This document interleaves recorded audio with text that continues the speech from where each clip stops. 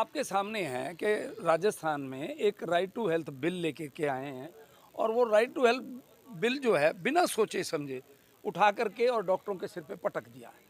और उसको पटकने का सीधा सीधा एक ही कारण है कि चुनाव सिर पर आ गए। काम इन्होंने दिल्ली का किया नहीं स्वास्थ्य के लिए, कोई इंफ्रास्ट्रक्चर नहीं बनाया, कोई नए मेडिकल कॉलेज नहीं खोले, कोई इंस्टीट्यूशन नहीं खड़ी की। सारी की सारी जिम्मेवारी प्राइवेट डॉक्टरों के पास डाल दी, जबकि प्राइवेट डॉक्टरों को एक नए पैसे की सुविधा नहीं मुहैया कराते। अब किसी के कोई इमरजेंसी ये भी नहीं बताया अभी इमरजेंसी क्या है। अब इमरजेंसी होगी तो उसके ऊपर जो खर्चा लगेगा, जो उसके टेस्ट होंगे, जो दवाइयाँ होंगी, ऑपरेशन होगा, वो कौन देगा खर्चा। अगर मैं नहीं कर पा रहा हूँ तो मुझे ये मेरे ऊपर है कि उसको गाड़ी करके मैं दूसरे हॉस्पिटल भेजूँ, वो भी खर्चा मैं दूँ। तो इस तरह का न्याय तो कहीं नहीं होता है।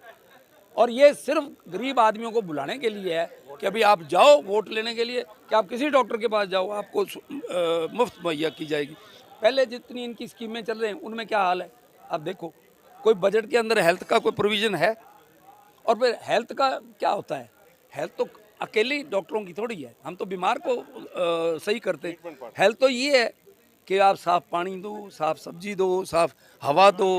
हाँ, ठीक है ना। तो बाकी मेरे मित्र डॉक्टर तलवार बताएंगे, इनसे पूछो। जो उन्होंने कहा है ना, सॉरी, हाँ, जो उन्होंने कहा है कि कोई भी अगर इमरजेंसी आपके हॉस्पिटल में आती है तो आपको उसको ज़रूरी एडमिट करना पड़ेगा, उसका ज़रूरी इन्वेस्टिगेशंस करनी पड़ेंगी, उसको मैनेज करना पड़ेगा, उसको स्टेबलाइज़ करना पड़ेगा और स्टेबलाइज़ करने के बाद उसके लिए एक ट्रांसपोर्टेशन का अरेंजमेंट किया जाएगा उस जगह पर ले जाने के लिए जो आगे उसको ज़रूरत है। तो इसके अंदर क्या है कि जैसे कि डॉक्टर साहब ने बताया कि इमरजेंसी क्या है वो सर उन्होंने डिफाइन नहीं किया। पर सबसे बड़ी बात ये होती है कि ये एक डॉक्टर जो है, ऑर्थोपेडिक सर्जन है या गायनेकोलॉजिस्ट है या स्किन का हॉस्पिटल है, वो कोई भी रिफ्यूज़ नहीं कर सकता। अगर एक सिंपल डॉक्टर के पास हार्ट का पेशेंट आ जाता है तो मेडिकली उसको कितना नुकसान होगा। वो 3 घंटे अगर उसको लगा देता है तो 3 घंटे में जो उसकी आर्टरी खुल सकती थी स्पेशलिस्ट के पास वो नहीं हो पाएगी। पेशेंट कहेगा मेरे को यहाँ रखो जी, मेरे को संभालो। इतनी देर में उसका जो पीरियड होता है जिसमें उसकी बीमारी पूरी तरह ठीक हो जाती है वो नहीं हो पाएगा, उसको पेशेंट को नुकसान है। मेडिकली ये डिज़ास्टर है। इसी तरह को हेड इंजरी का पेशेंट आ जाता है, मेरे पास आ जाता है, मैं फिजिशियन हूँ, अगर मैं उसको स्टेबलाइज करता रहूँगा इतनी देर में उसको बेहोश हो जाता है, कन्वर्जन आने शुरू हो जाते हैं, उसकी डेथ हो जाती है, जो कि एक न्यूरो सर्जन उस टाइम में ठीक कर सकता था, तो वो भी उसको नहीं सुविधा नहीं मिल पाएगी। तो इसलिए ज़रूरी है कि डॉक्टर का डिसीजन होना चाहिए कि भाई आप किसको रखना है, किसको भेजना है, ना कि जो आगे आपको ट्रीट करना पड़ेगा। पहली बात, हर एक स्पेशलिटी का अलग अलग डॉक्टर। इकोनॉमिक फ्रंट पे ये बिल्कुल फेलियर है। आप ये देखिए कि जो भी पेशेंट आएगा उसकी इन्वेस्टिगेशंस करानी है, उसका ट्रीटमेंट करना है, उसका सब कुछ ट्रांसपोर्टेशन करनी है, उसके लिए पैसा खर्च होता है। इंश्योरेंस कंपनीज जो अपने पेशेंट्स को इंश्योरेंस देती हैं वो 10,000 रुपये से लेकर 30,000 रुपये पर ईयर लेते हैं, वो टू इंश्योर कि भाई उनका मेडिकल ट्रीटमेंट साल भर फ्री होगा। जो गवर्नमेंट है उसका बजट है 200 रुपये, 200 रुपये या कहना इतना ही तकरीबन बजट है साल भर का, एक पेशेंट का, एक पर्सन का बजट का जो है हिस्सा, उसके 200 रुपये आते हैं।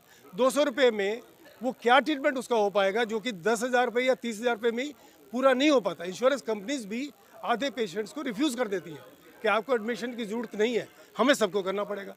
तीसरा, इसके सोशल जो है इम्पैक्ट बहुत बड़ा ख़राब होने वाला है, क्योंकि जब पेशेंट को हम कहेंगे भैया ये हमारी स्पेशलिटी नहीं है, आप उधर चले जाओ, इधर चले जाओ, या हम रिफ्यूज़ करते हैं, तो फिर क्या, अगर गाइडेंस वो नहीं मानते, वो नहीं इस बात समझते, तो वो क्राउड इकट्ठा हो जाएगा।